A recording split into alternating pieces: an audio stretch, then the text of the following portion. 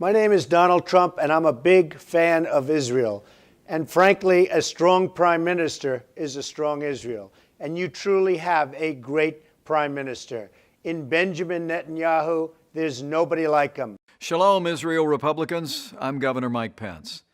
It's a great honor for Donald Trump and I to stand together with you tonight in support of Israel. Well, since 1949, Washington's provided Israel with more than $120 billion in financial aid.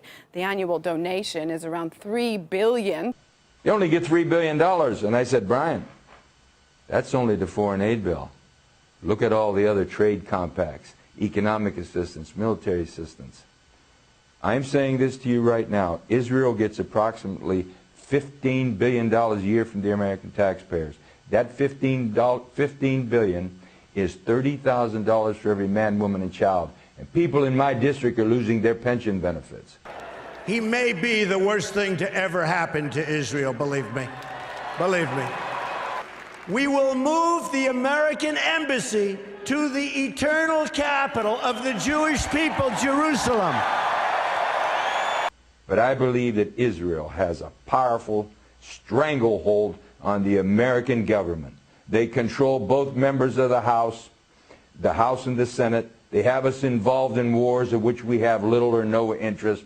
Our children are coming back in body bags. Our nation is bankrupt over these wars. And if you open your mouth, you get targeted. And if they don't beat you at the poll, they'll put you in prison. And if someone doesn't look into this, the American people should be ashamed of themselves.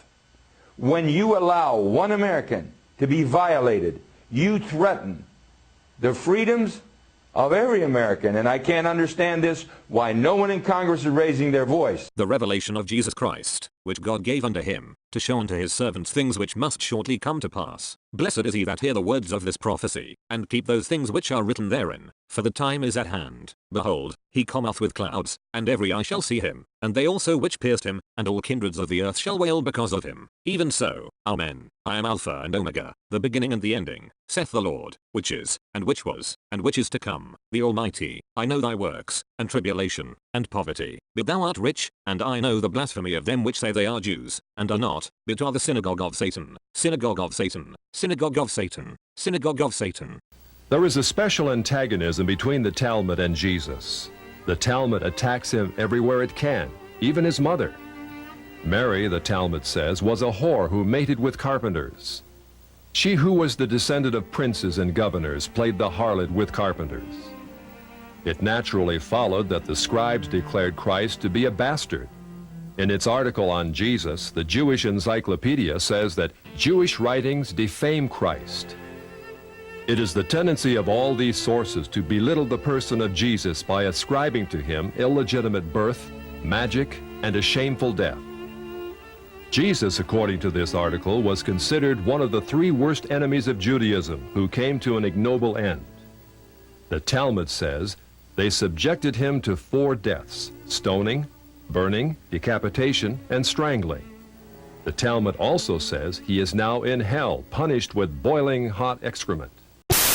At the same time, we should not give the impression that we dislike Jews or that we believe all Jews are involved in a conspiracy.